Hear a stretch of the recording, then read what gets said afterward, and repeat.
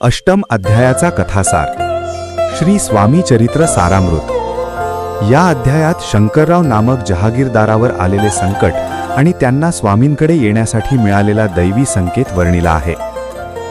निजाम सरकारकडे उच्च पदावर असलेले शंकरराव राय बहादूर अत्यंत श्रीमंत व सुखवस्तू होते। 6 लाखांची जहागिरी, विपुल संपत्ती व कुटुंबसुख असूनही पूर्वकर्माच्या प्रभावानं त्यांना भयंकर व्याधी म्हणजेच ब्रह्मसंबंध जळणी। कितीही उपाय, दानधर्म, अनुष्ठाने केली तरी रोग दूर होत नव्हता। शरीर कृश झाले, मन चिंतेने ग्रासले, सुखोपभोग निरर्थक वाटू लागले।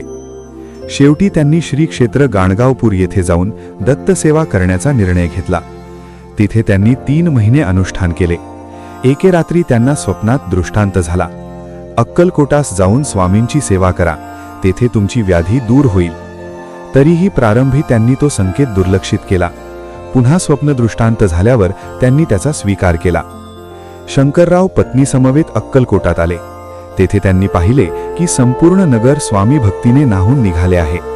सर्वत्र स्वामी नाम, कीर्तन, चरित्रपठण आणि पूजन चालू आहे।